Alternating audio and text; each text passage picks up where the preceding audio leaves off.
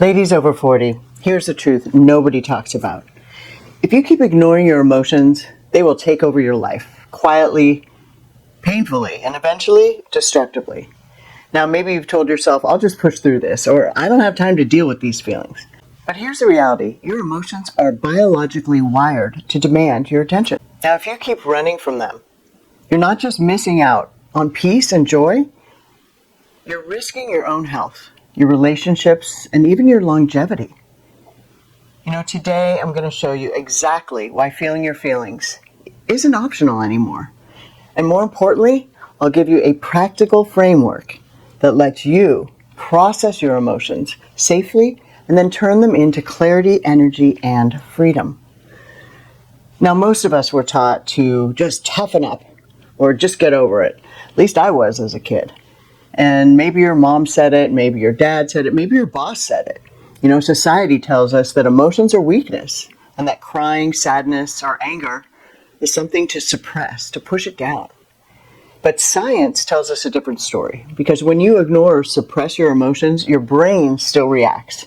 Your amygdala, the stress center in your brain, it goes into overdrive, triggering higher cortisol levels.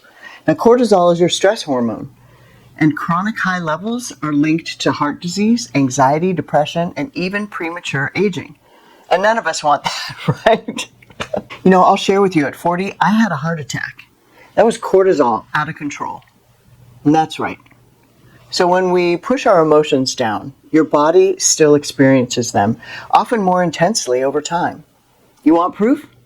Just look at the Journal of Psychiatric Research. In 2011, they proved that suppressed anger actually predicts increased cardiovascular risk and heart attacks.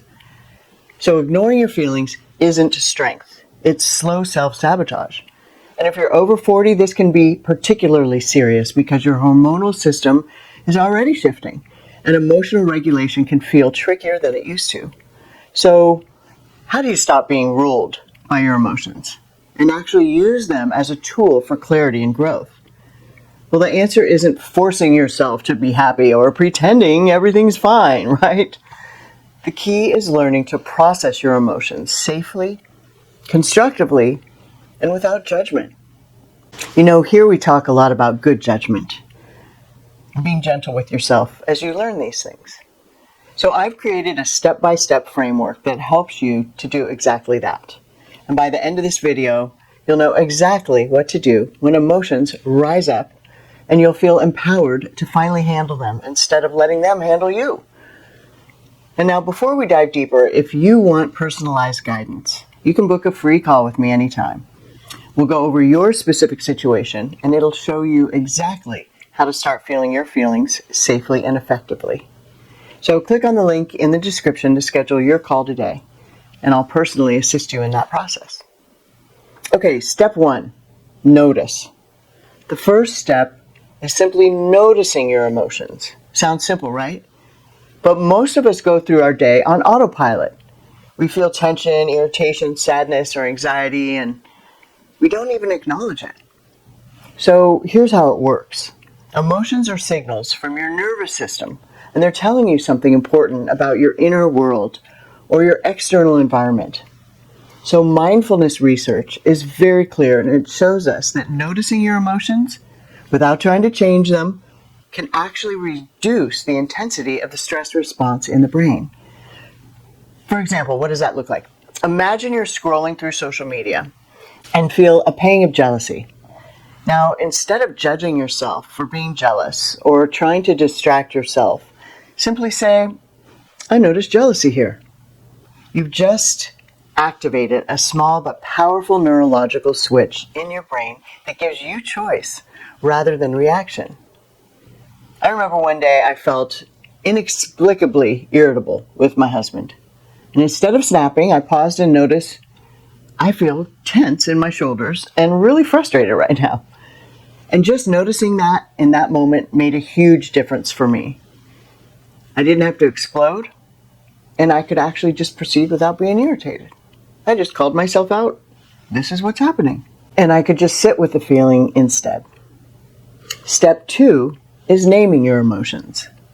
Not just, I feel bad, but specifically, Are you anxious, sad, frustrated, lonely, embarrassed? Because studies have shown that labeling emotions can actually reduce activity in the amygdala, the part of the brain responsible for fear and stress. In other words, naming it calms it down.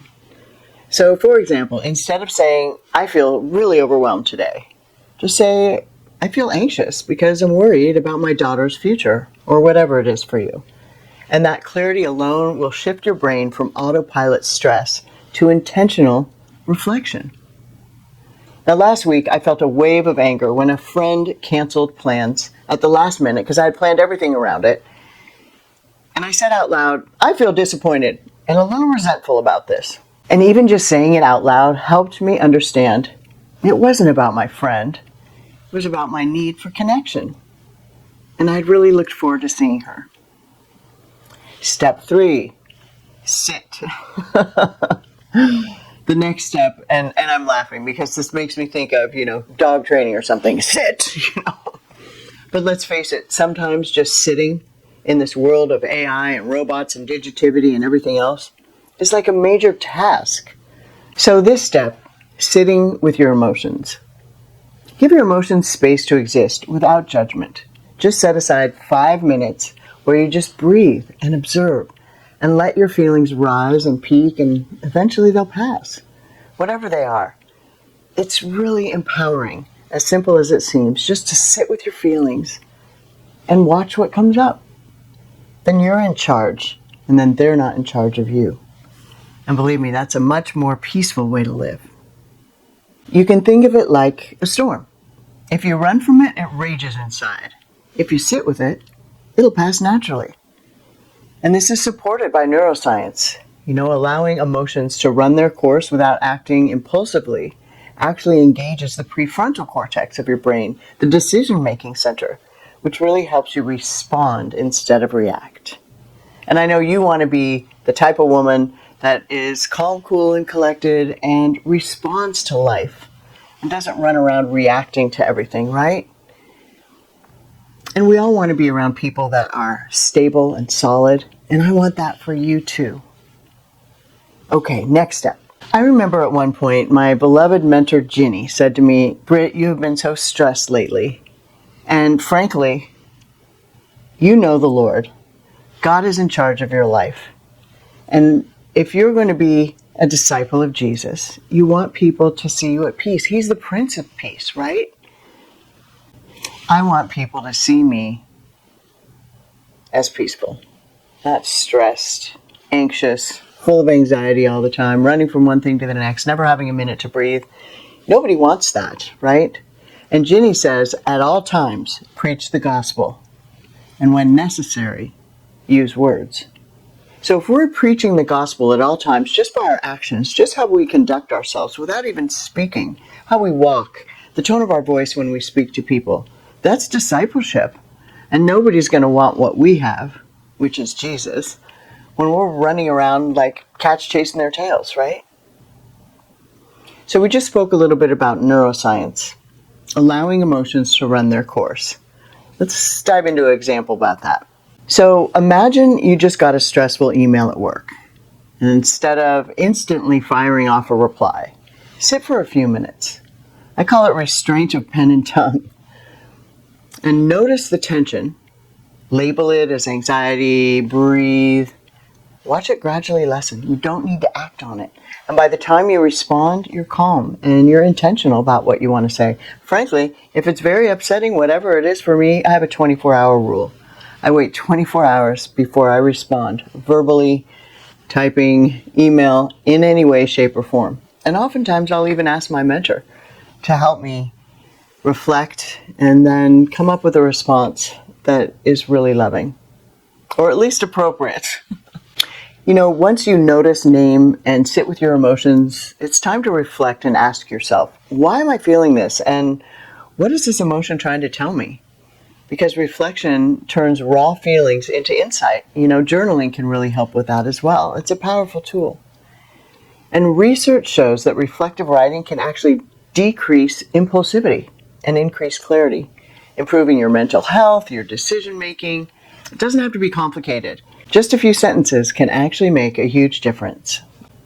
For example, if you feel sadness after a conversation and ask yourself, what was this all about? Or what kind of unmet needs might I be having? Often we'll then realize that our emotions can actually guide us towards what matters most.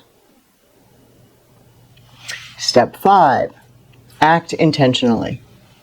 The final step here is actually acting intentionally.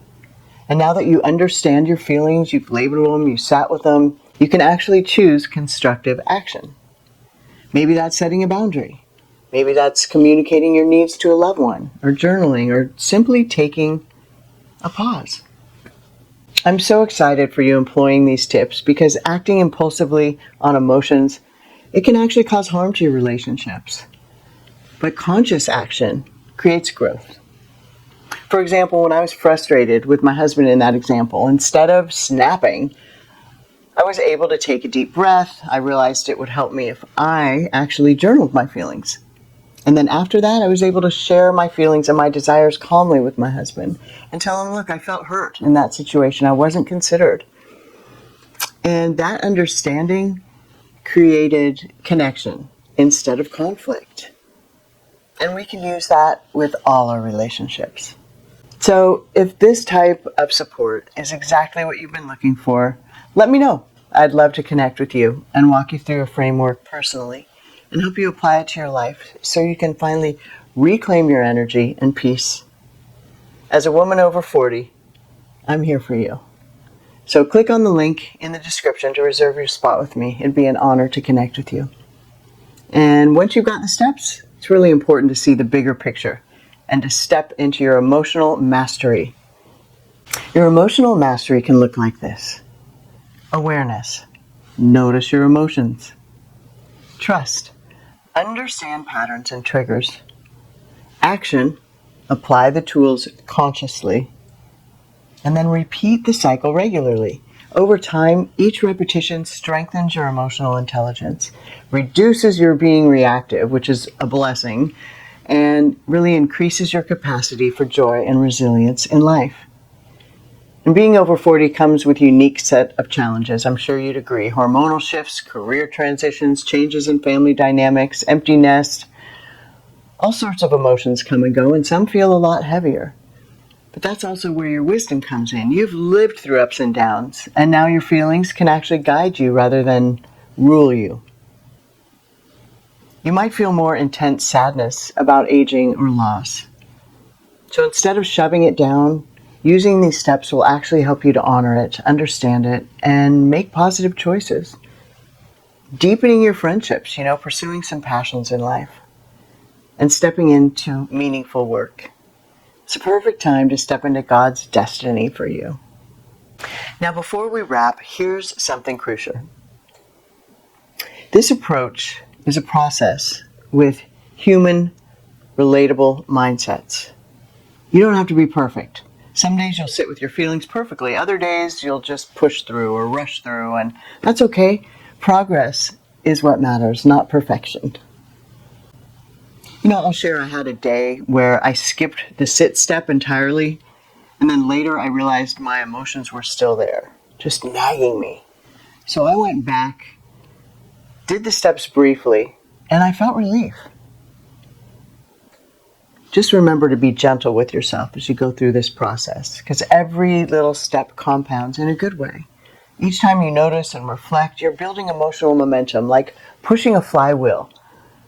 The first few rotations take effort, but over time, it just spins effortlessly. And after a month of practicing this cycle, one of my clients reported, I feel so much lighter, I communicate better, and I'm finally sleeping without emotional burdens, without tension. That's the flywheel effect in action. So don't leave without booking your call with me. It's your chance to get personalized support and start applying these steps today. And together, we'll make your emotions guide you towards clarity, confidence, and freedom. Trust me, your future self will thank you. Click on the link in the description and book your call. And remember, your emotions are not enemies. They're guides. Feeling them, understanding them, and acting wisely transforms your entire life. Start today with these small steps. I look forward to connecting soon. And if no one told you today, just remember, you are beloved.